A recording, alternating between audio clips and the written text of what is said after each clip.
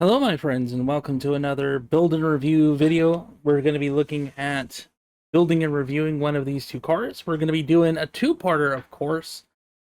So the first time I did one of these, I did the one that I liked most, which was the F1 McLaren. But since I don't really know either of these vehicles, we're just going to go ahead and see which one has bag 1 and 2 there, if it functions similar to our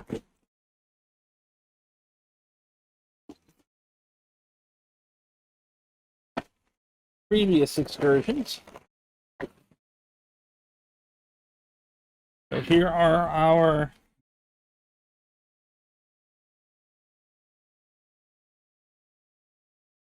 this is the second car.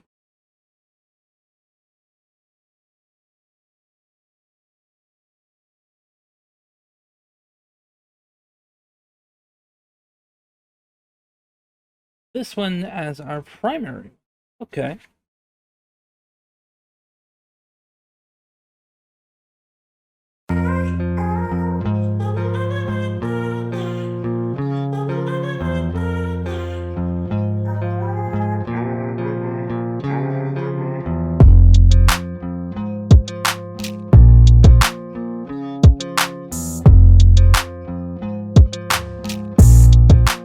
I'm going to go ahead and get bags 1 and 2 out and see if there's any other materials we need.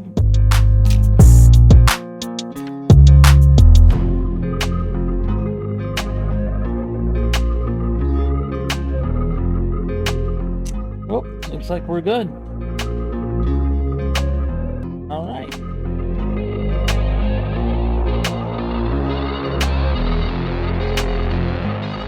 Let's start with bag 1. Obviously, we want to make sure we have everything set up here.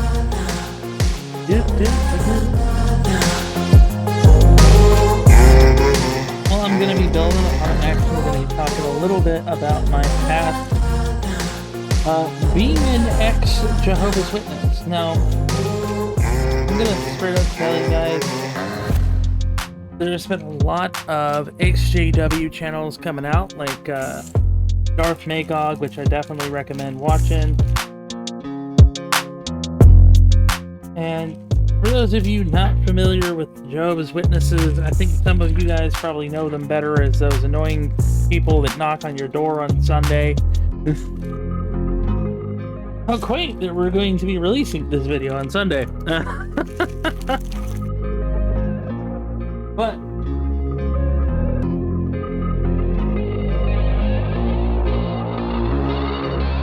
for me and quite a number of other people, they are a brand of nightmare fuel, as the repercussions of our lives spent with their organization have pretty much scarred us for a good bit of our lives, and has almost certainly destroyed them in a way.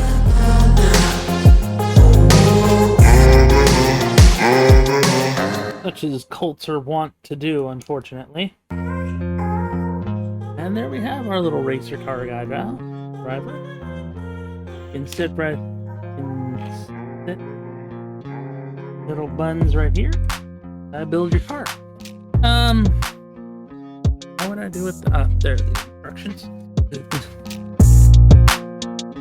Like, where be the instructions? There they are.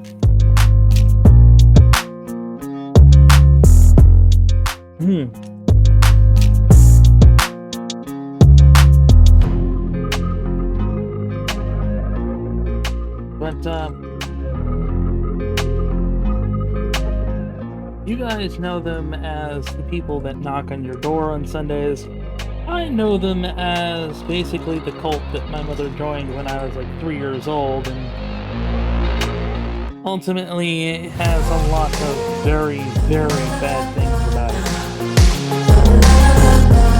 They would disagree, but cults always disagree when there's a subject of you kind of screwed over my life. Funny how that works.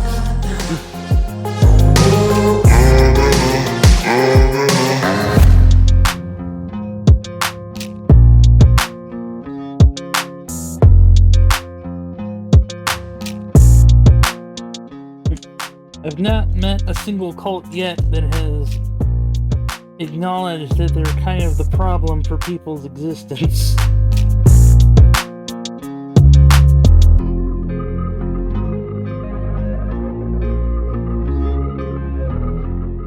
You might be asking yourself, what makes them particularly bad above all other cults, but, well, a few things that I can tell you is, one, the way that they control their members is definitely one of the more bad things. We're talking about severe levels of control.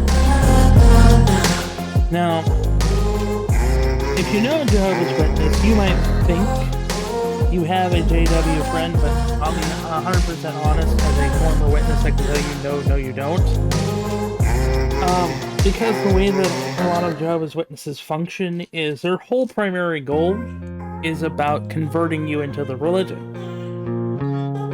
So the second that it comes very apparent that you are not going to be converted, that you are not going to join them, you're going to pretty much find yourself in a position where your friend is basically just going to vanish. They're not going to hang out with you. They're not going to want to be around you. And the reason for this is the witnesses control very much the mentality of their followers to kind of basically tell them that anybody who is not a Jehovah's Witness is a bad influence and should be shunned, which is one of the main issues that the witnesses have, is that they practice shunning. And by the way, for those of you not familiar with shunning is basically a practice in which a religion or belief system basically excises you from being a member in the community. A lot of times this encourages members to straight up treat you like you're dead, where they won't talk to you, they won't have any relationship with you. And depending on the severity, this could actually even go as far as doing similar stuff to your family, whether it's your parents, siblings, anything like that. It's pretty much the whole point of this is to literally try and control and manipulate the individual by using their want, your basic need and desire for human interaction against you. And the idea is, ideally, when it comes to the witnesses, their hope is that the only people you know, or that you have business with, or that you interact with at all, are all going to be Jehovah's Witnesses. So that when this happens, you're SOL. Your whole support network basically goes away. You no longer have any family that's going to support you, because ideally in the witness world, your family will all be Jehovah's Witnesses as well. Which means you lose their support. You lose your support of your friends, everybody. Is this really, really ugly? Absolutely. Abso-freaking-lutely. And it's actually not very uncommon for this to cause individuals to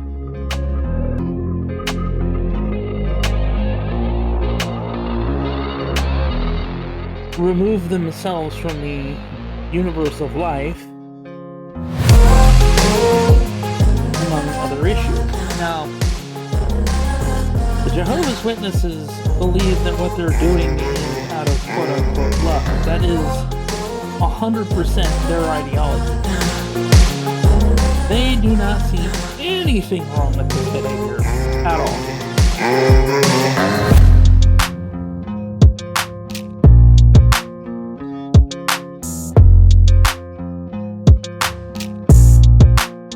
In fact, they view it as them trying to quote-unquote save the person from God's wrath, or in Armageddon kind of style.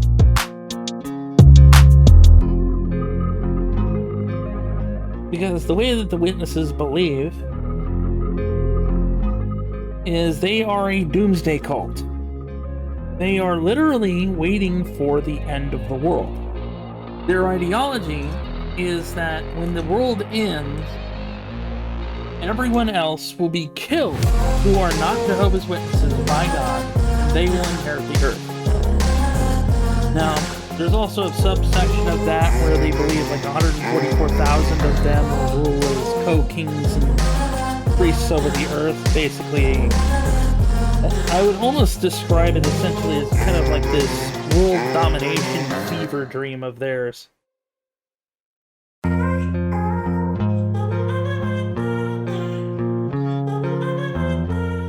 Where they believe that essentially they and they alone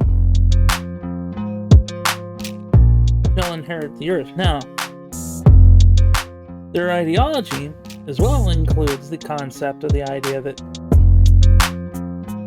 even though this is the case, in their minds, they are actually required supposedly by God to go out and preach His word to everybody who doesn't believe in it.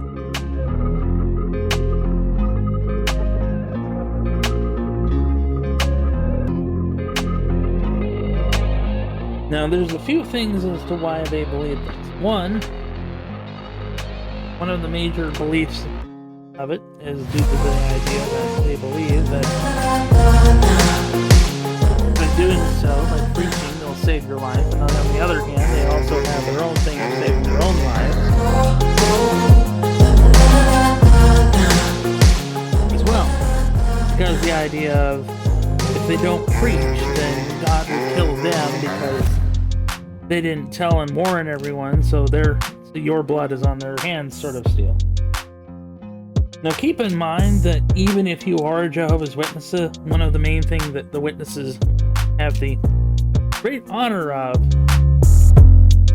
is being told that even though they are Jehovah's Witnesses, there's no guarantee that they'll actually survive Armageddon. Now, what do you get when you add a mix of telling people that the world is ending soon, and then also tell them that there's no actual guarantee that even if they do everything they're supposed to do, they'll survive? In fact, arguably,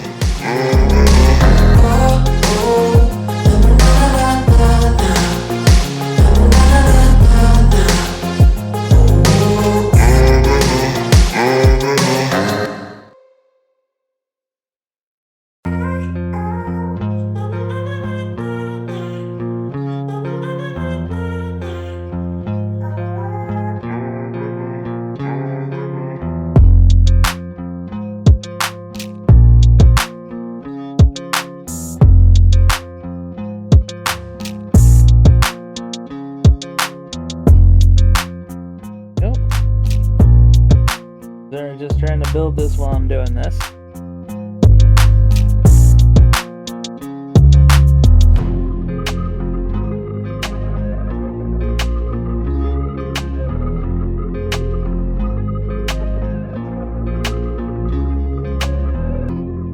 Keep in mind that essentially, like I said before, they'll only really interact with you if they think they can convert you into their religion. Sorry if I'm bouncing from place to place here.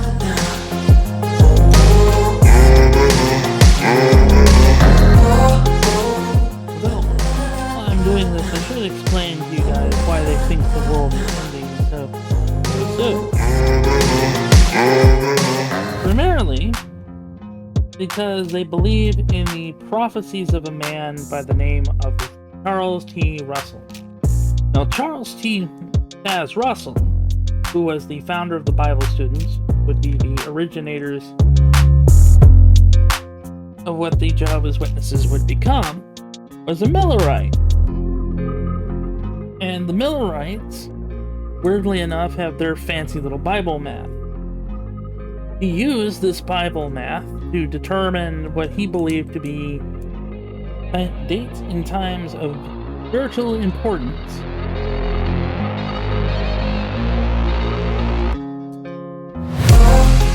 And used it to add to specific dates in the Bible, more specifically the fall of Babylon, in an attempt to quote-unquote predict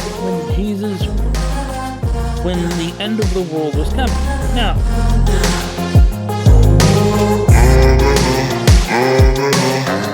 I'm pretty sure that a few of you are probably already going and saying, well, hold on a minute. Doesn't the Bible say that no person will know the time, the day, or the hour? Yes, but apparently somebody didn't tell Charles Taze Russell.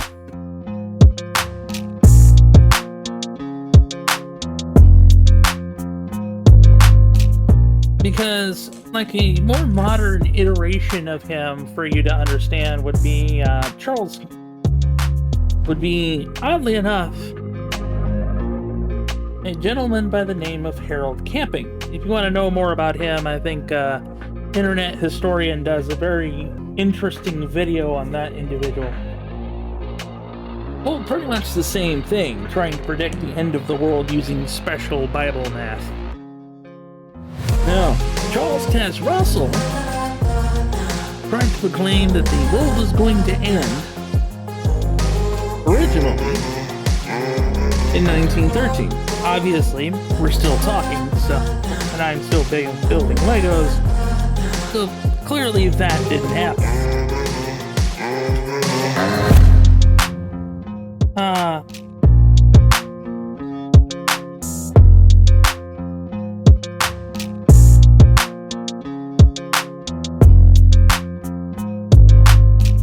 Well, the problem then follows,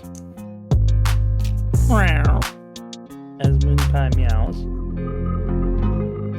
When the world didn't end in 1913, Charles Taze Russell tried to say, oh, I forgot there wasn't a year zero. Yes, the man pulled this crap. He legitimately pulled the I forgot to hold the zero.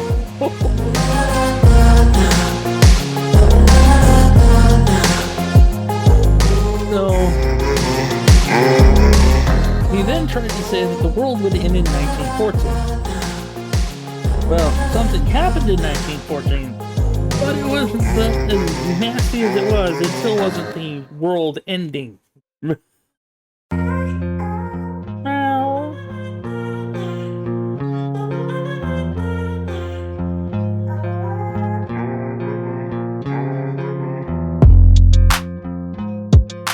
So, that failing, he tried to say that the world was going to end in 1918. Well, he wouldn't actually live long enough to see whether or not this prophecy would pan out. Obviously it didn't, because again, you know, still building Legos here.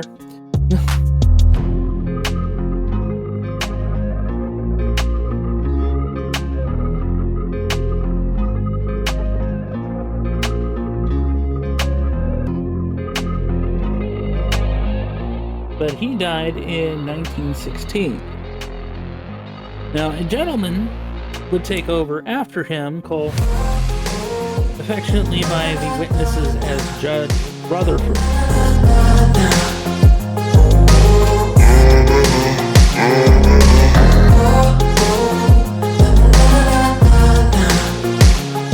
Mr. Rutherford pretty much did a bit of an effort to try and limit as much of the original influence of Mr. Russell as he possibly could, up to and including basically excising various high-up members of the Bible students at that time. He would also go as far as to change the literal name of the organization, which we'll get to here in a minute. Now, he would go about to completely reform everything the witnesses did.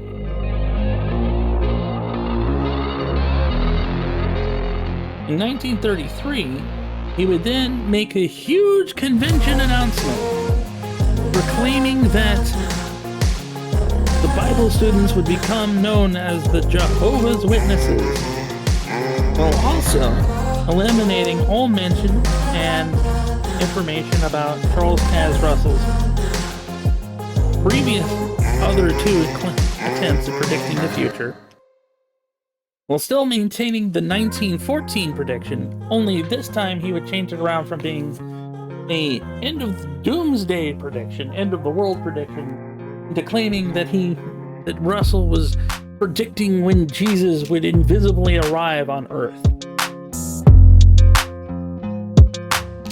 What?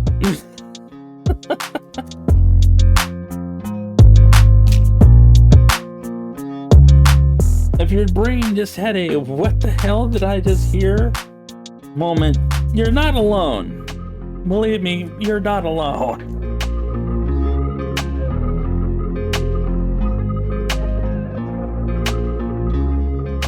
Now,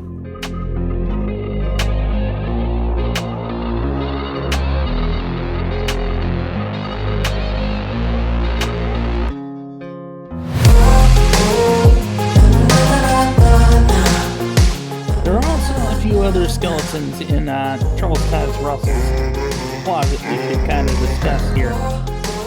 First, I also want to point out that as a polytheist and modern-day pagan, the thing that he did in terms of trying to use special math numbers to predict anything, it's a little practice called numerology. Those of you not in the understanding of this, numerology is a discipline of divination, which many Christians, to my knowledge and understanding, refer to as being witchcraft. Now,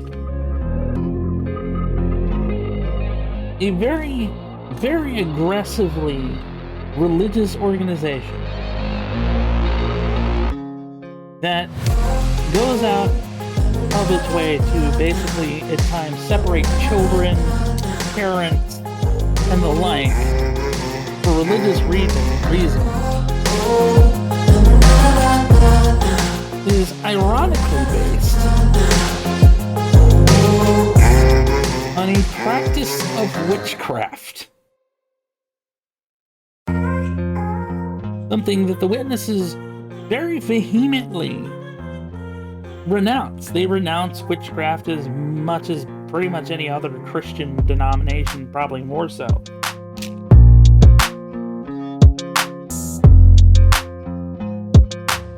But anyway, Charles Taz Russell, during his tenure as leader of the Bible students, would be found to have an affair with a live-in maid that he had. Yes, already the already very dubious prophet is winning very big brownie points by committing adultery. You can see where this is going.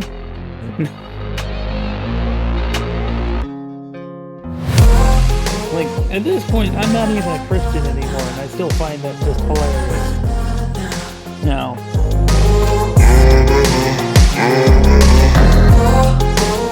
but moving on, this individual, and it gets even more interesting. You see, Charles Taz Russell's wife filed for alimony. In fact, more alimony than she was already being given, because it was found that he was, I believe it was either hiding assets and stuff like that sort of thing. But mainly because he was just incredibly cruel. Now, just to tell you how bad this person probably may very well have been, this all happened in relatively the late 1800s. In the United States, women did not particularly have a very good amount of rights at that time. To say the least. Yet, Charles Tess Russell was found to be so inhumanely cruel to his wife that a judge of that time period decided that the man needed to be made an example of. And in fact, I believe you can actually go through and get a public record of everything that happened. I think I might have read it once at one point.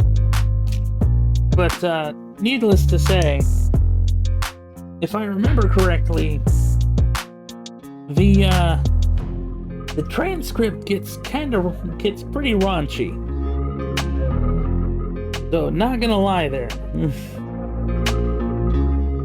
Like they get into pretty graphic detail about the full extent of what went on during the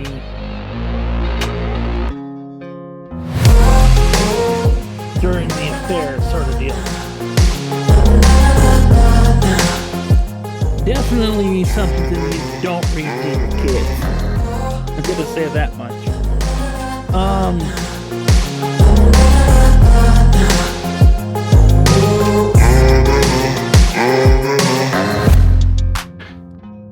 Now, the witnesses, of course, will claim that all of this is lies. They'll try to claim that it's not true and blah, blah, blah, even though it's very much a matter of public record in courts. Like, there's no covering this up, pretty much.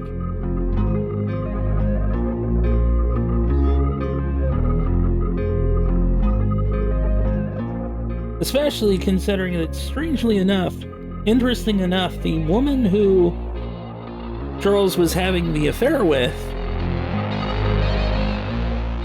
years later would actually leave the JWs. And and I believe sometime in like 1950, literally actually wrote a book titled rather aptly, Waiting for the World to Die.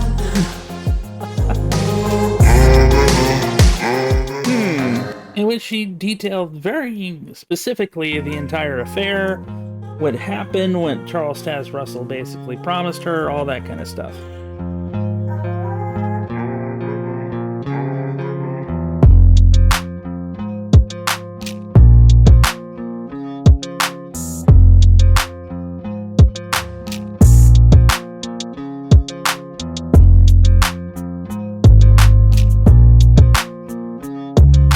Anywho, so that aside,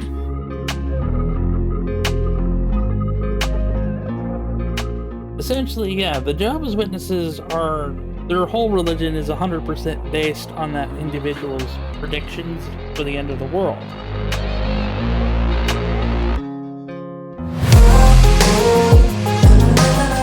Believe me, they will try and fight and scream and argue about it all day long. And to be fair, it's because they're literally programmed to do that. They're programmed to believe anything the Watchtower publishes. Even though, weirdly enough, even materials published by the Watchtower is considered apostate material. More specifically, weirdly enough, material published by Charles Taz Russell. I wonder why. By the way, if you're actually interested in looking up any of his original materials, you can actually find a number of his original books and manuscripts and the like publicly available on Amazon for purchase. For any of you ex-JWs out there that want to take a good look and see for yourself.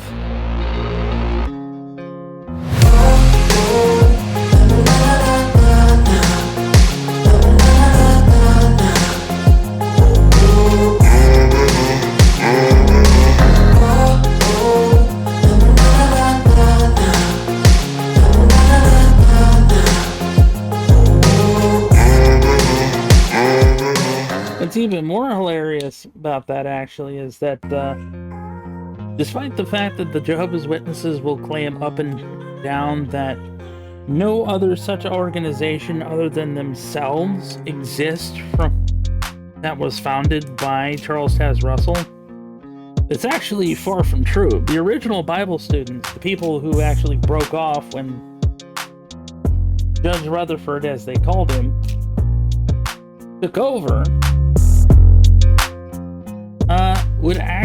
are still around. They're a very small group somewhere in Philadelphia, actually. Still around, still very much practicing and preaching the same stuff that Charles Taze Russell taught them about 100+ years ago.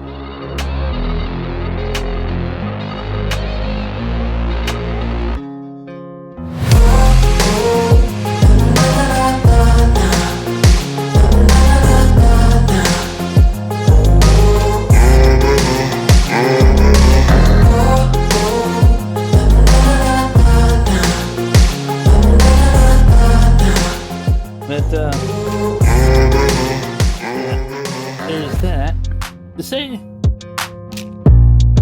now, one of the biggest issues that you'll find with a lot of JWs, though, is that,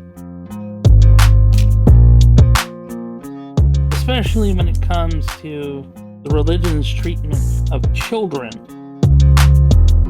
it's really, really, really bad.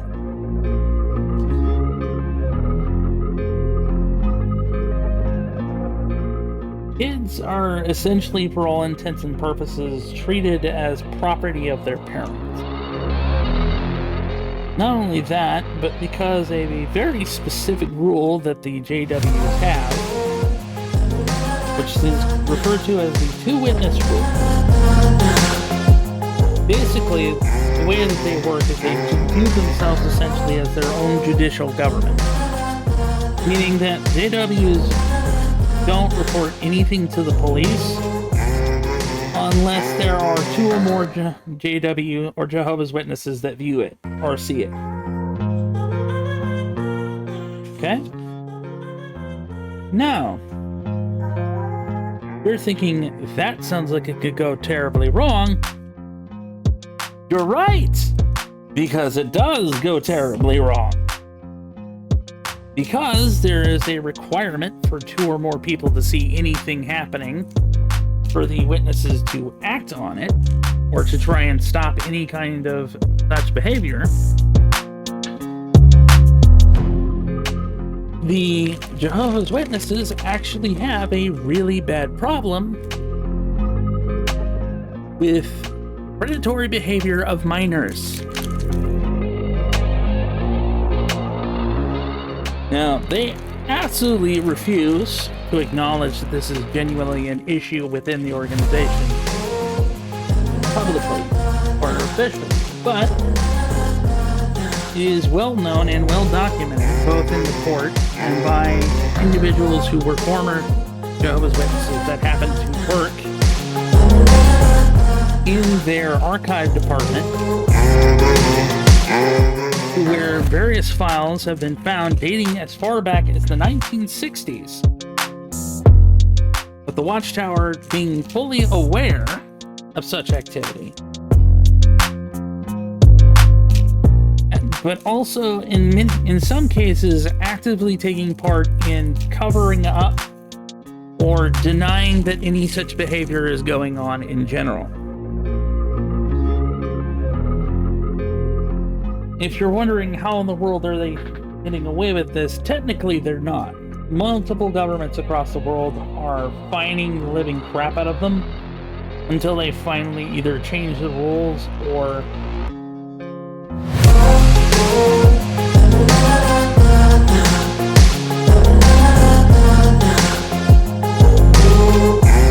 surrender the individuals involved. Now, another big problem with the Jehovah's Witnesses is once you become a part of the religion, it's virtually impossible to leave. Remember how I said about that thing where they shun you and they treat you like dead? because of this, it's actually nearly impossible for anyone to leave the Jehovah's Witnesses at all once they join. Hi, son. Hello, Kit. Hello, Moon Pie. Yes, hi.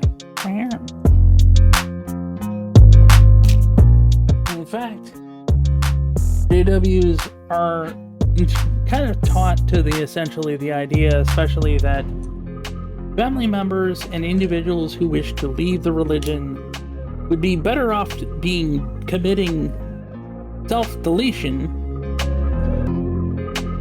than leaving the witnesses.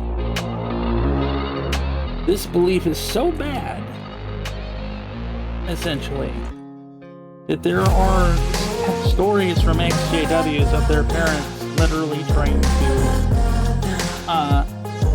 drive into oncoming traffic in some cases.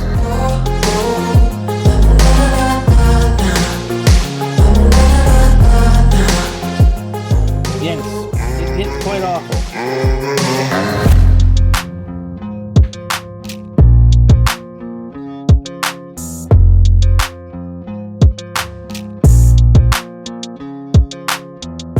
I now have a moon pie on my shoulder because he knows this is kind of upsetting me, so he's like, I'm gonna sit on your shoulders. Meow.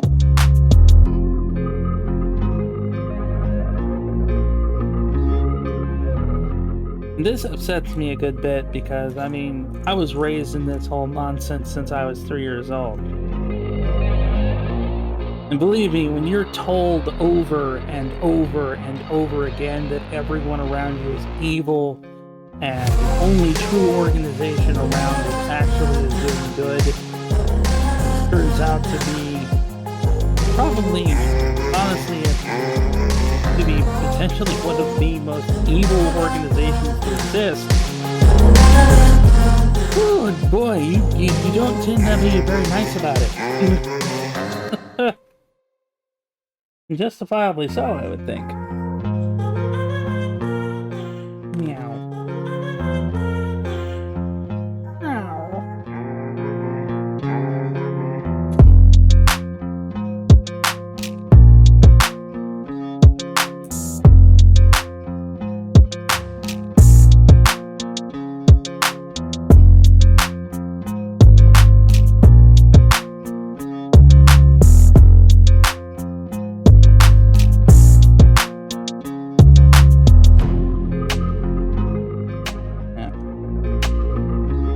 But just so you guys understand, like, yeah, the witnesses are kept on edge 24/7. They're told repeatedly over and over, the world is ending, the world is ending.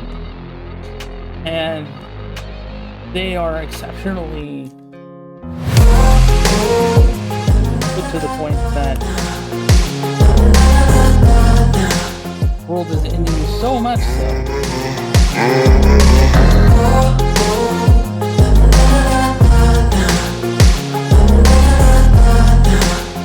that it is actually a little-known fact that while the JWs claim to be the happiest organization on the earth, they in reality have been actually found to be the most antidepressant dependent people on earth.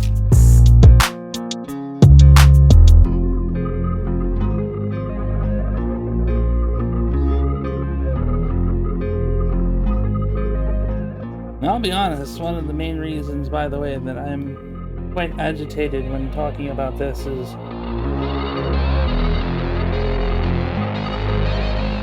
quite frankly, I'm an uncle. And one of the biggest fears that I have, one of the greatest terrors I have, the idea that my poor niece could be targeted by individuals within that organization that we've already kind of talked about. And some of those individuals are high up in the organization as well.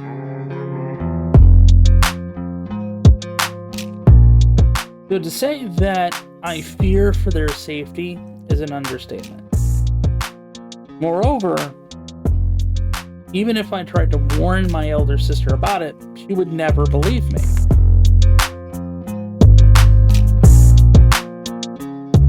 So imagine just this sense of helplessness, knowing this kind of information, knowing that there's something dangerous, but knowing that you can never warn your sibling about it because they would never believe you in 100 years. That is the kind of control that the Watchtower has over people. Make no mistake, the Watchtower has immense control over the individuals in their organization, in their belief system.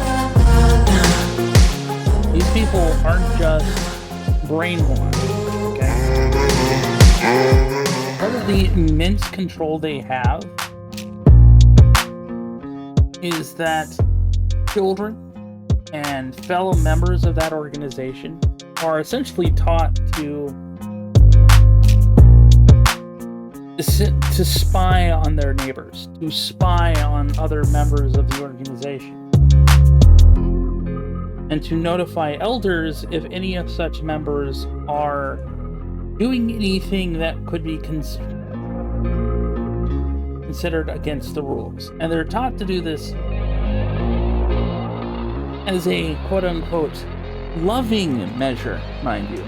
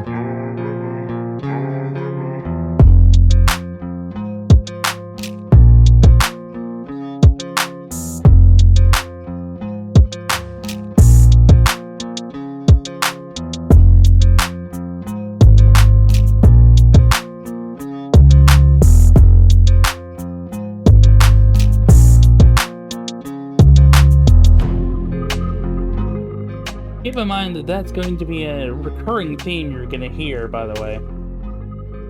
Because again, the Jehovah's Witnesses are taught to do all this kind of isolationing thing, this whole shunning thing, all of it.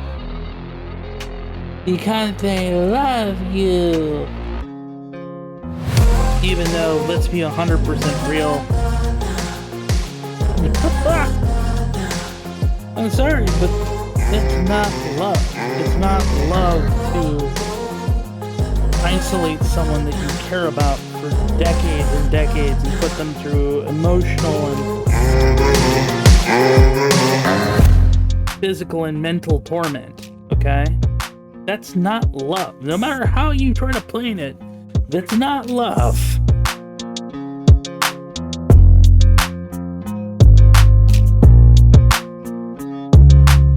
And again, that's exactly what they're essentially trying to do. They're trying to use, essentially what the Witnesses in the Watchtower is trying to do is use your loved ones, your family, people you care about the most, as a cudgel to quote-unquote discipline you and punish you for wanting to leave the organization in the first place. Which, by the way, yes, they have actually been found to be guilty of it, because some countries, like Denmark, for example, will actually assist with public government funding, provided that the religion in question allows individuals to leave. Now, the Watchtower tries to proclaim that they do. No, they don't. When a government tells you that that people have to be able to leave a religion of their own free will, that doesn't mean that they can write a letter, leave, and then have their entire family treat them as though they're dead as punishment. That's not freedom to leave. And by the way, it's also, again, if the Watchtower has their way, it's your entire life that's under their control. That means the people you marry. That means the people you work for. That means the people literally you have friends with. Every single aspect.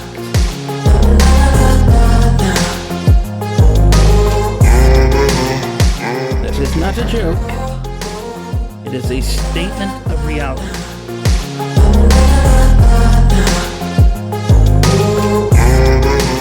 And they will go out of their way to ensure that they have this kind of control. Mainly through the use of fear. Because the one thing that you have to deal with as a JW is that the reality that, yes,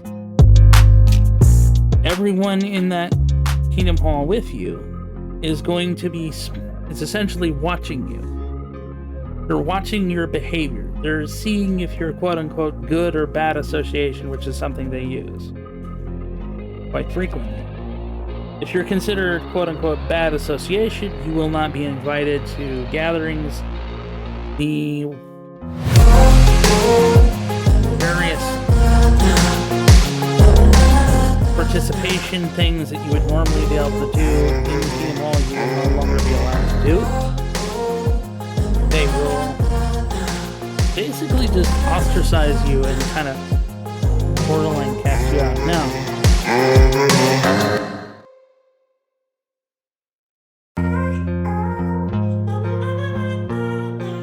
this is even included in things like funerals, by the way. If you have a family member who is a JW that passes, and you are, as an ex-JW, you are allowed to show up, but no one is allowed to even acknowledge you exist.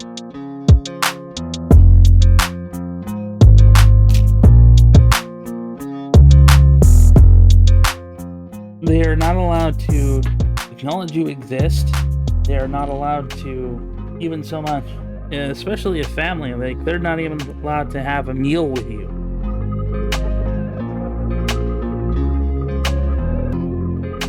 Again, remember, like I said, this organization goes well and truly out of its way to control what individuals say, do, think, even where, actually. What information they're allowed to look up, what information they're allowed to acknowledge exists. Yeah, this group is very controlling in every single perspective they can.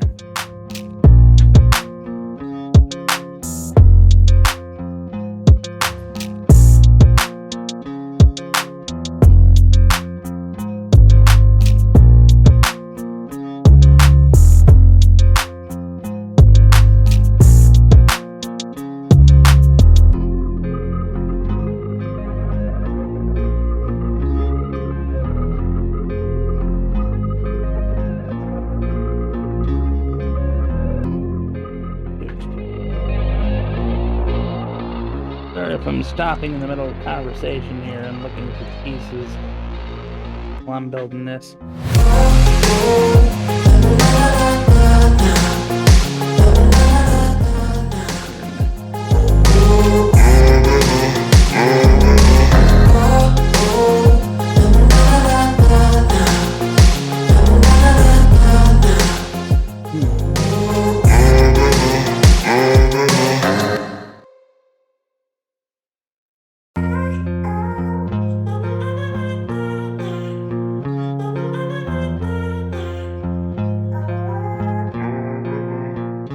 One of the biggest problems as well is that the way that the Watchtower has witnesses think as well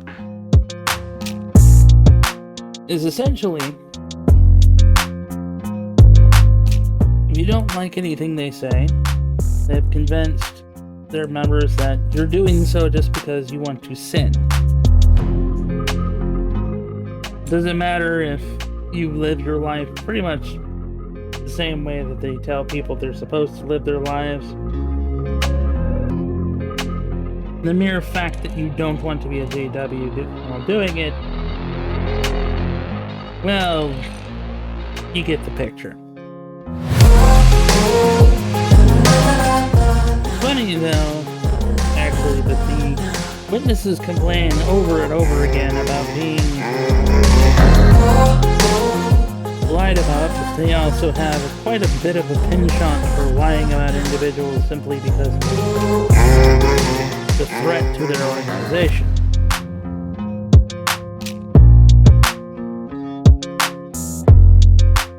Again, I'm sorry guys if I'm just rambling here. If I'm being honest, there's just a ton wrong with the JWs. It's not even funny.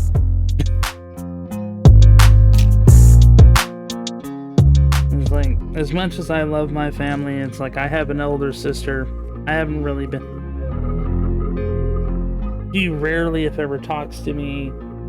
Technically, again, according to the witness's ideology, she's not even supposed to acknowledge I exist. Imagine having someone you grow up with, love, care about,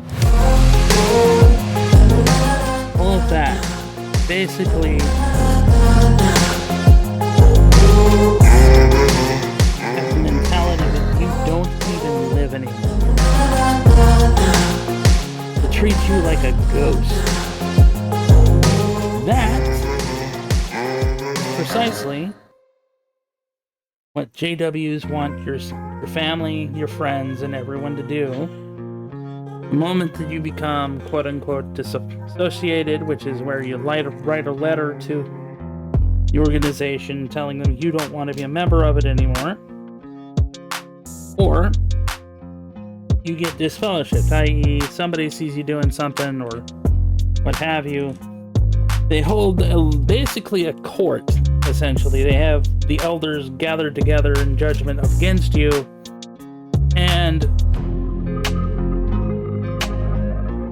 you're usually promptly kicked out of the organization as fast as they possibly can.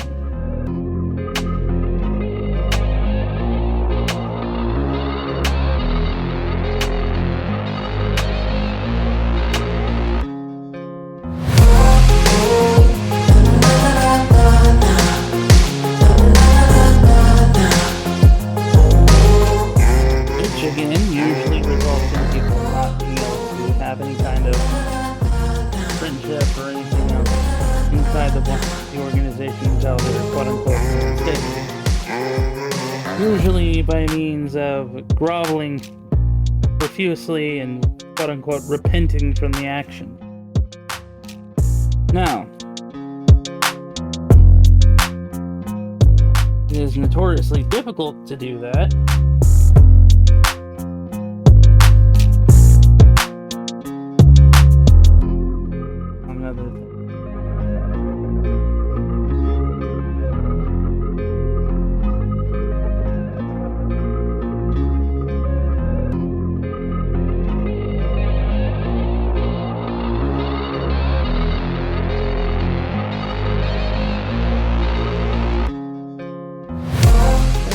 Make a race card.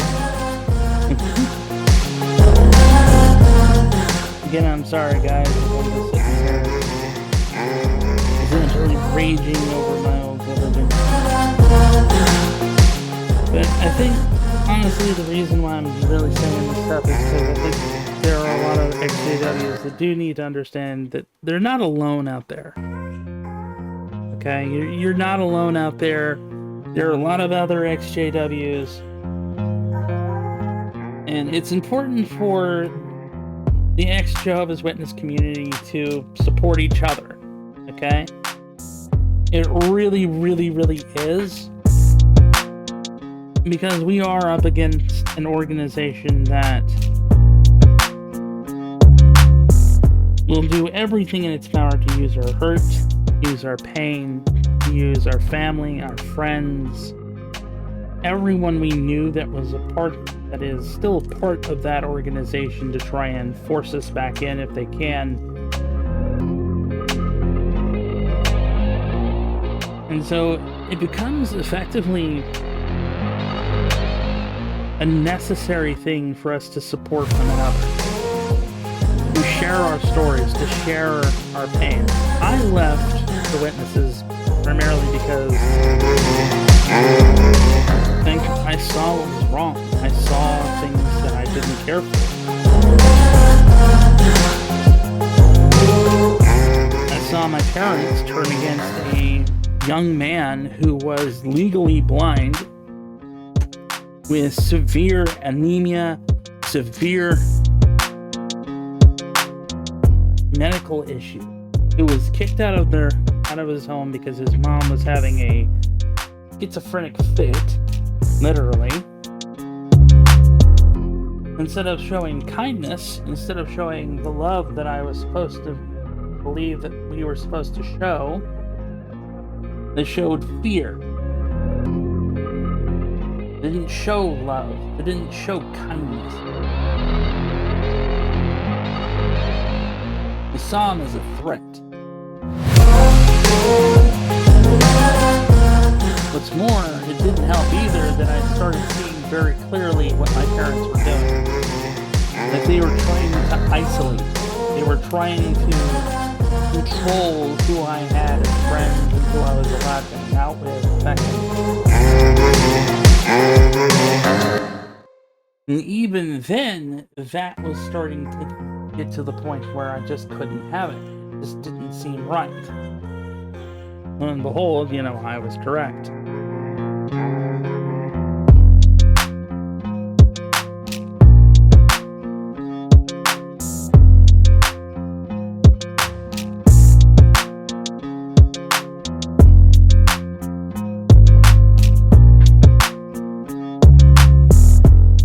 What's funny, oddly enough, is their actions, their behaviors kind of pushed me out of the witness. Well, I'm not even kind of, they straight up pushed me out of the witness.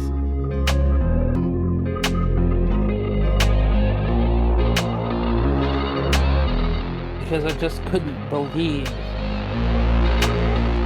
essentially what was going on.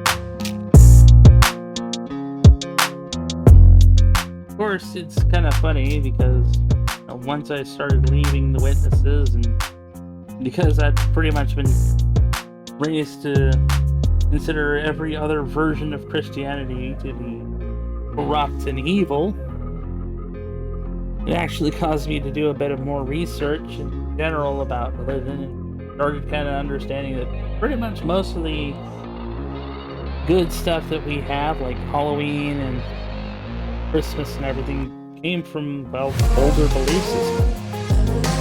Eventually studying into that and starting to learn and become more and more heathen, as they say. Which I'm sure my parents would find much to their chagrin. Not that I care, I'm like 32 years old. At this point, I'm gonna do whatever the heck I want.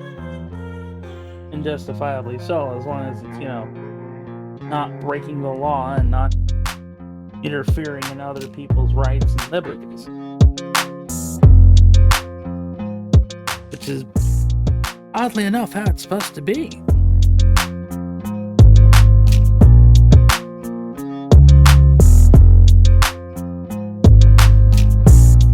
It is one of the things that's definitely wrong with the witness ideology, is the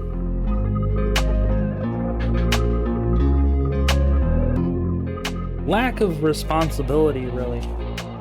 Because the way the witnesses believe in everything is that the reason that anyone would have any reason to go after them is because they have the quote-unquote truth, which essentially leaves them incapable of recognizing any kind of error in their own judgment. Because now everything is a matter of what one would refer to essentially as a persecution complex. They're able to essentially just write everything off as, oh, they're persecuting me because I have the truth of God. Excuse me while I use the pastor voice there real quick.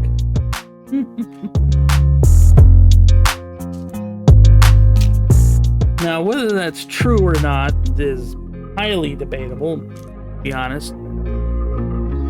It's very clear that they don't actually have any truth. The truth they refer to, of course, is whatever the Watchtower has decided to proclaim to be the truth. Which we've already pretty much described as not truth at all.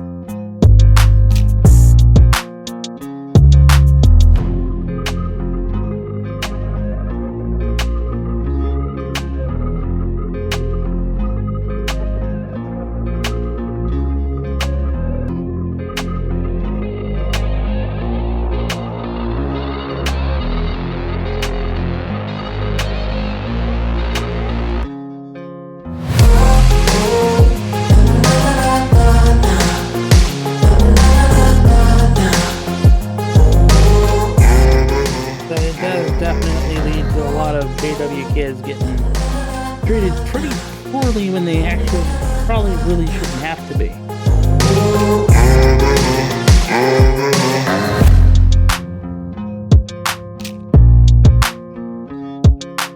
All because, well, these kids are straight up told that there's nothing wrong with them, that it's the world's fault. Never their own, misdeeds, essentially. Like when the nice, other kid tries to invite you to their birthday party, but you decide to start preaching about God to them, and they're telling them that they're horrible people for wanting to celebrate their birthday because all birthdays are pagan. Couldn't be that you're essentially an insufferable religious person who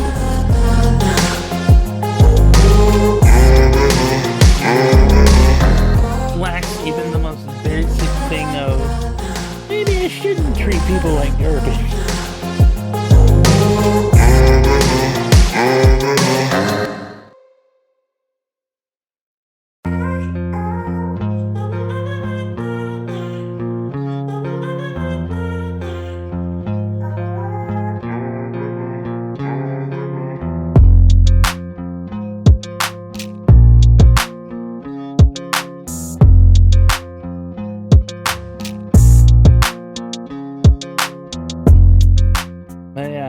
It's pretty much, and that is, again, one of the things. Witnesses are not allowed to celebrate any kind of birthday, any kind of holiday.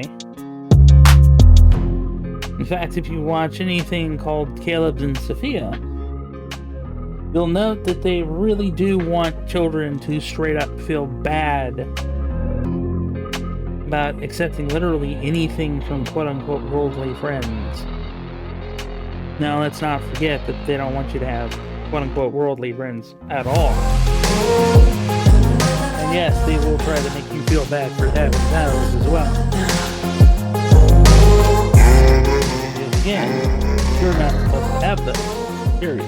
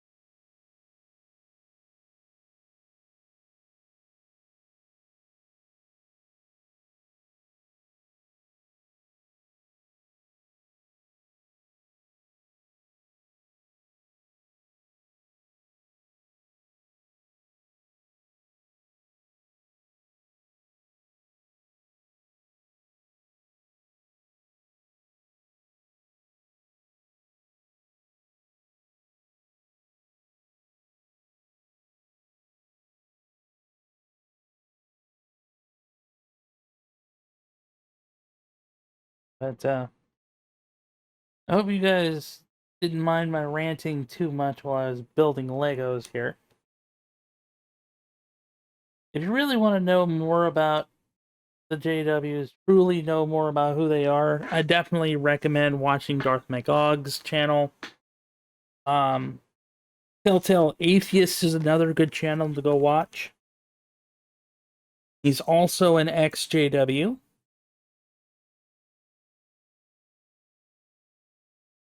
Honestly, I do believe that, yes, we definitely need to start sharing our information, our stories, because I think the more and more we share this information, the harder and harder we make it for the Watchtower to be able to do just spread BS and do major damage to people's lives, especially as they're growing up. Because one of the biggest damages in my personal life has literally been because the Watchtower does not encourage higher education. It does not encourage really in a lot of education all that much to begin with. And I say this because, again, remember, the Watchtower does not particularly want their members to be able to really question them, let's be honest. Hard to control and manipulate a bunch of people who actually know things about history and actually can kind of pinpoint where your religion is wrong about things. Like, remember Charles Saz Russell and how his special Bible math, which led him to the 1913 prediction in the first place? His special Bible math was where he added up to from 607 BC all the way up to that, which I think it was like several thousand plus years or whatever. Well, turns out that one of the more widely accepted time periods for Babylon to actually have fallen would have been 587, about 20 years later.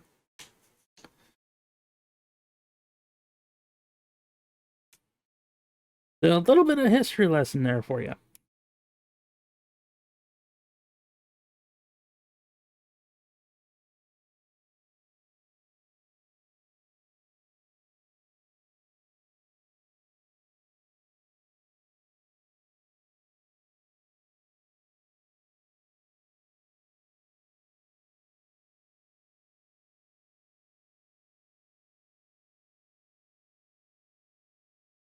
And voila! We have our dragster race car. Plop our little race car guy. And here we can.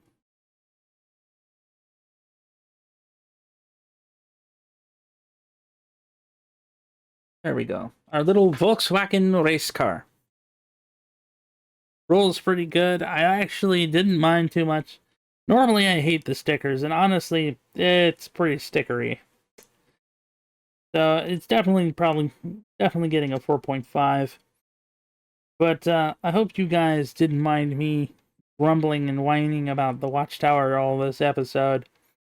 If anything, like I said, it's partially me wanting to kind of warn people and trying to be like, hey, be mindful of these individuals, okay? I hope you enjoyed this video, and like I said, if you want to know more about them, check out Darth Magog or Telltale Atheists. They do some really good videos on the topic, and I'll see you in the next build and review.